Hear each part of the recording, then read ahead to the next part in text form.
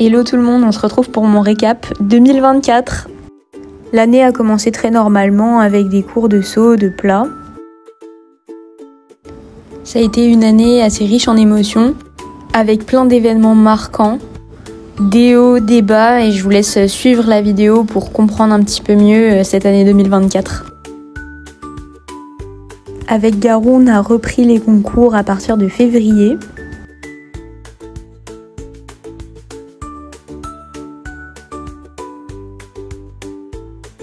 J'ai eu l'opportunité de passer un week-end au Mans et de faire un week-end de concours avec Garou.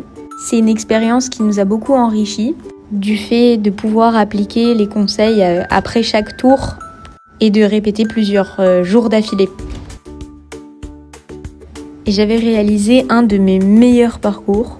Donc là sur cette vidéo, on voit que c'est le dernier jour de concours et je commence à être en harmonie avec mon cheval, j'arrive à jouer avec lui, on est en accord sur quasiment tout.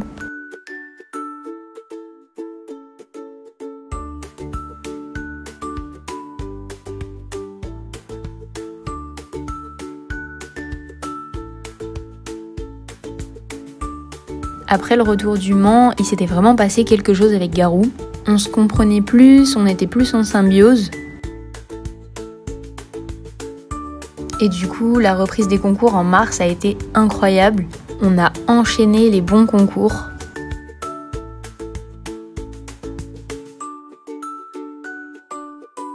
Les remises des prix.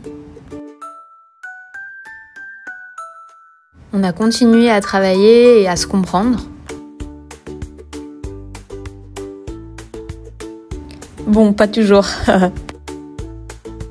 En avril 2024, une petite jument est arrivée aux écuries. Elle est arrivée en dépôt-vente, en vraiment très mauvais état, très maigre, très apathique. Mon coach m'a proposé de la racheter pour la retaper, on va dire. Le projet de base, c'était l'acheter et la revendre par la suite quand elle irait mieux, grâce aux connaissances notamment de mon coach qui travaille dans le commerce. Donc en avril, j'ai fait la visite veto et je l'ai achetée avec un cavalier des écuries. En s'occupant d'elle, on a remarqué qu'elle avait des aptitudes pour le saut et qu'elle montrait des aptitudes assez incroyables pour son gabarit, sa santé actuelle. Au final, on se rendit compte que la jument était très facile à manipuler, très gentille et d'un calme olympien. On a pris des mesures drastiques pour qu'elle puisse grossir et s'épanouir pleinement. En plus de ses rations, on la faisait brouter quasiment 1 heure par jour. Le deuxième événement marquant de cette année 2024, je dirais que ça a été les championnats régionaux à Fontainebleau, puisque Garou était notamment en forme et a réalisé des parcours magnifiques qui m'ont permis d'être 6e aux championnats régionaux. Pour cette année 2024, j'avais également prévu de participer au championnat de France, donc tout présageait du bon pour la suite. En juin 2024, on m'a offert un stage avec une cavalière professionnelle pour mon anniversaire. J'ai eu la chance d'avoir 3 jours de stage avec elle et de pouvoir lui présenter Lady et Isoline et Garou évidemment. Ce stage a été hyper bénéfique pour moi. Ça m'a permis de ramener un peu de sérénité avec Garou et de le comprendre un petit peu plus et de travailler avec beaucoup plus de précision et de rigueur. En ce qui concerne Isoline, elle m'a plutôt ouvert des pistes pour savoir comment la travailler, de quelle manière.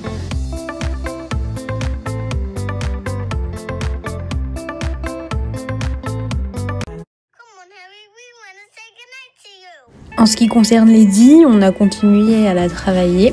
Je sais pas si vous vous souvenez, mais c'était une jument qui était assez délicate sur le saut car elle n'était pas très confiante. Et quand je l'amenais en concours, j'avais l'habitude de la monter en première et de laisser ensuite la propriétaire la monter. Et la grosse évolution pour les propriétaires qui la sortent maintenant seules et qui n'ont plus besoin de moi parce qu'elle s'en sort très bien.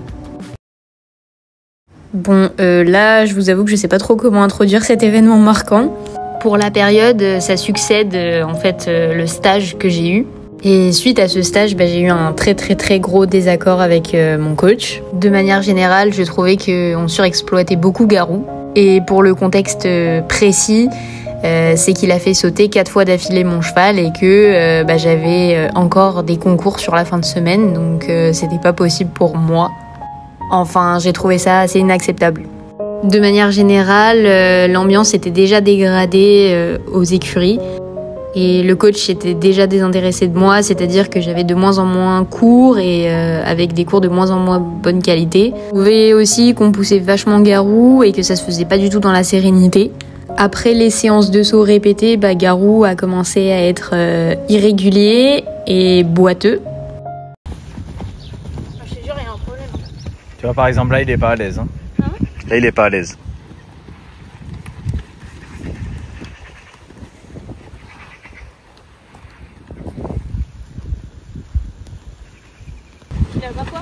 Il a pas un posé super franc, mais c'est pas mal.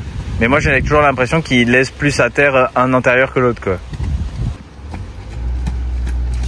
La situation a continué à se dégrader parce que déjà, j'avais des mauvaises relations avec le coach. Et en plus de ça, le coach commençait à être absent aux écuries, à ne plus nourrir les chevaux, à ne plus curer les box. En juillet, j'ai pris la décision de faire partir Garou au pré de façon prématurée et d'abandonner tous les concours que j'avais engagés et notamment les championnats de France. Pour moi, la situation était très dure à accepter parce que l'année avait tellement bien débuté. J'ai dû tout arrêter, m'asseoir sur tous les engagements, tout le travail que j'avais fourni pendant toute l'année. Et pire, accepter que en fait, mon cheval était pas traité à la hauteur de ce qu'il aurait dû. Pour Isoline, elle a dû rester dans l'écurie jusqu'en septembre-octobre parce que à la base, on n'avait pas du tout prévu de partir et encore moins de cette manière. Donc on a mis un peu de temps à la bouger parce que on n'avait pas forcément de solution pour elle et finalement on habitait quasiment à côté des écuries, donc on a eu un long moment de recherche d'écuries, d'appartements, de logistique. Et on l'a tout simplement pas mis au pré parce qu'on ne savait pas comment elle s'adaptait et comment elle réagirait. Donc Garou est arrivé en septembre dans ses nouvelles écuries. On s'est très bien acclimaté au changement, surtout que c'était beaucoup plus calme, l'ambiance était beaucoup plus sympa. La personne à qui je confie mon cheval maintenant a l'air d'être une personne de confiance, donc je suis très rassurée par rapport à ça et a les mêmes valeurs que moi. J'ai réalisé aussi pendant mon départ des anciennes écuries que en fait ils sortaient pas mon cheval au pré, ni au paddock, ni en liberté, alors que j'avais une formule complète. Et donc là, c'était un soulagement pour moi que mon cheval sorte tous les jours.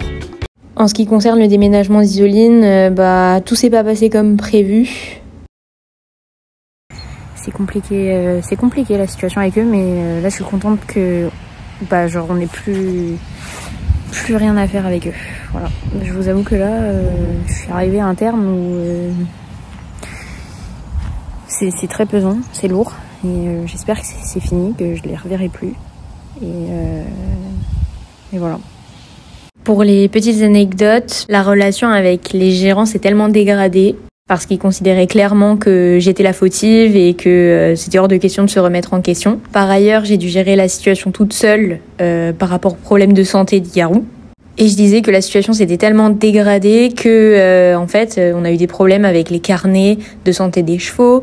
Ils nous les ont réquisitionnés. On a eu des problèmes pour récupérer nos armoires. Ils nous ont volé des affaires. Enfin, voilà, c'est parti clairement beaucoup trop loin. Donc traiter avec eux, c'est vraiment compliqué. Là, on leur avait demandé aussi de nous rendre une sorte de malle qu'on leur avait prêté. Ces problèmes, ils veulent pas la rendre. Enfin là, je suis dépitée. Le déménagement, on est très content et on voit vraiment une évolution sur la santé mentale et physique de nos chevaux, notamment pour Isoline que vous voyez ci-dessous en photo. La différence entre les photos, c'est à seulement 1 mois d'écart. On voit qu'en très peu de temps, elle s'est déjà arrondie, elle a pris plus de graisse et plus de muscles. On a aussi choisi de la garder. On avait essayé de la vendre vers août quand ça se passait mal aux écuries. Et souvenez-vous de l'accord qu'on avait passé avec le coach qu'il allait nous aider à la vendre et au final, pas du tout. Après, ça tombait pas plus mal parce qu'au final, on s'était attaché à elle. Donc on a décidé de prendre le temps cette fois-ci et de reprendre tout à zéro. Que ça soit au niveau du travail, donc par exemple, on l'allonge énormément. Au niveau de l'alimentation, on la complémente. On lui fait voir aussi une masseuse pour qu'elle évolue bien et correctement. C'est une jument qui est encore jeune et qui s'est pas développé correctement, notamment à sa sous-nutrition. Pour Garou, je trouve que l'évolution est aussi assez flagrante. Le calme est revenu. Je trouve qu'il a une bien meilleure locomotion et une attitude bien plus simple qu'avant, où il pouvait être piqué et pas fonctionner correctement ou se presser. Ma nouvelle coach m'apprend vraiment à mieux communiquer avec mon cheval et à mieux comprendre ce que j'ai sous la selle. Et je pense que ça se voit quand même par rapport aux vidéos du début que vous avez pu voir de Garou. Je vous mets quand même des extraits d'une séance type que j'aurais pu avoir dans l'ancienne écurie où on voit que j'ai pas le contrôle, ça se passe pas hyper bien et le cheval se précipite énormément. Et où le coach me demande d'avancer alors que c'est déjà pas serein quoi. Et voilà maintenant le genre de séance que je peux avoir dans cette nouvelle écurie. On voit quand même que le cheval est beaucoup plus calme, il n'y a pas de bagarre entre lui et moi, c'est vraiment serein.